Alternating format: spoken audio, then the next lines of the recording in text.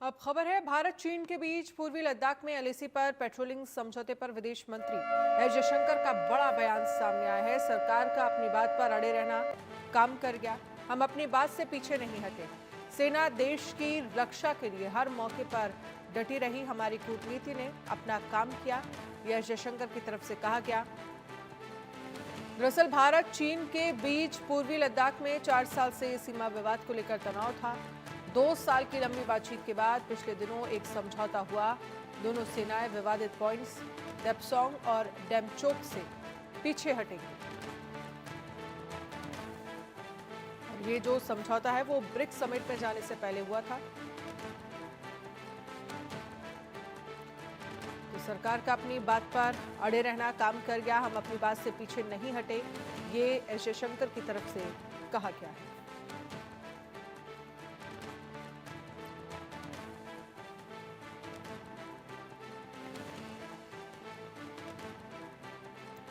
और इस पर ज्यादा जानकारी के लिए अजय जानियाल हमारे साथ लाइव जुड़ गए हैं। अजय, क्या कुछ जानकारी है जो पिछले 2 साल से एक तरह से कह सकते हैं कि बातचीत चल रही थी और जो भारत लगातार स्ट्रैटेजी अपना रहा था अब सीमा विवाद को लेकर चीन के साथ, वो अब काम कर गया है, जो बयान एस जयशंकर का सामने आया है। और आपसे समझना चाहेंगे क्योंकि खबरें इस तरह की भी आ रही हैं कि चीन की जो सेना है वो पीछे हटना जो है वो शुरू हो गया है, जो वहां पर तंबू लगाए गए थे वो भी उखड़ने शुरू हो गए हैं। देखिए, बिल्कुल जब गैलवान का वाकया हुआ था जिसमें भारतीय सेना और चीन के सैनिकों के दरमियान झड़प हुई और जिसमें भारतीय सेना ने चीन के सैनिकों को पीछे मार भगाया, उनके कई सैनिक जो है वो मारे गए और भारतीय सेना के जवानों ने भी अपनी शहादत दी। इसके बाद ये लग रहा था कि अब हालात जो है वो बेहद खराब हो गए हैं और शायद कभी सुधरे, मगर उसके साथ साथ जब भारत और चीन के बीच में वार्ता शुरू हुई तो कहीं ना कहीं चीजें जो है वो बेहतर होना शुरू हुई। बीच में कुछ इंसिडेंट भी हुए और उसके बाद आखिरकार जो है प्रधानमंत्री के ब्रिक्स सम्मेलन में जाने से पहले जो बात हुआ कि चीजें जो है वो हुई और डिसएंगेजमेंट का प्रोसेस शुरू हुआ। 2829 तक डिसएंगेजमेंट जो है पूरा हो जाएगा और फिर उसके बाद पेट्रोलिंग शुरू हो जाएगी डेप्सांग और डेमचोक के इलाके में।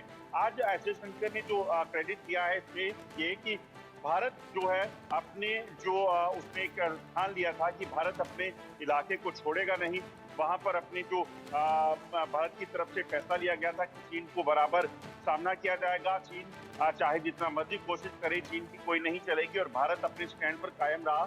सबसे बड़ा कदम जो है वो ये रहा। और दूसरी अहम चीज की कूटनीतिक दृष्टिकोण में अगर देखा जाए तो जो भारत का कूटनीतिक जो प्रयास था इसी पर एमिकेबली से ठीक बातचीत करने का और उसके साथ साथ दुनिया भर में जब चीन और भारत के बीच में जो मामला था, जब ये गया और भारत की ताकत लगातार बढ़ी, भारत बेहतर करता चला गया, तो कहीं ना कहीं जो कूटनीतिक लेवल पर जो कदम उठाए गए वो इन चीजों में जो है वो भारत को सफलता दिलाने में कामयाब रहे, ऐसा कहना है जयशंकर का और ये सही भी है।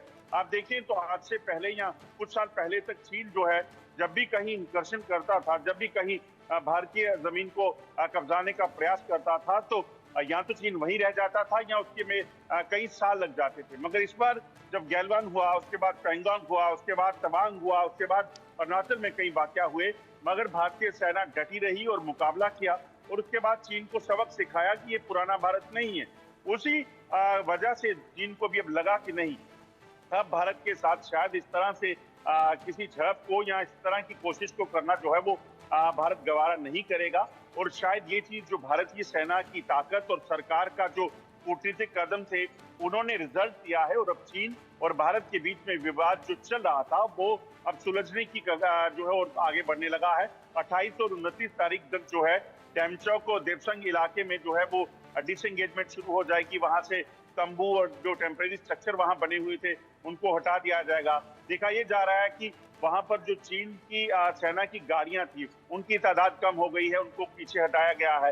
दूसरा ये भी है कि एक फैसला जो हुआ है उसमें इतना ही नहीं, ये भी कहा गया है कि किसी भी तरीके से जो ग्राउंड कमांडर्स हैं वो डेली में बातचीत करेंगे, रिव्यू करेंगे, कहाँ क्या चीजें करनी है, उन चीजों पर गौर किया जाएगा और उसके बाद वो कदम उठाए जाएंगे। तो ये कहीं ना कहीं अब ये कहा जाए कि इसे बड़े बेहतर तरीके से करने का फैसला हुआ और वो हो भी रहा है।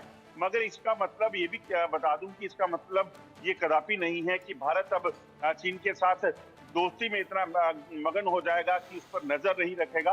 चीन अगर कहीं कुछ करने के प्रयास करता है तो उसके लिए भारतीय सेना जरूर उन सभी इलाकों पर नजर रखेगी। अगर चीन बेहतर तरीके से चलता है तो मुझे लगता है कि ये सिलसिला और बढ़ेगा और आने वाले दिनों में बाकी इलाकों में भी डिसएंगेजमेंट का सिलसिला शुरू हो जाएगा। मगर अगर चीन कहीं ऐसी हरकत करता है जो भारत के दृष्टिकोण से, भारत के जो बॉर्डर्स हैं उनको उनसे छेड़छाड़ करता है, तो ऐसा नहीं है कि भारत चुप बैठने वाला है। उसका उदाहरण चीन और चीनी सैनिक जो हैं वो पहले देख चुके हैं। चलिए, शुक्रिया तमाम जानकारी के लिए अजय जांगिया।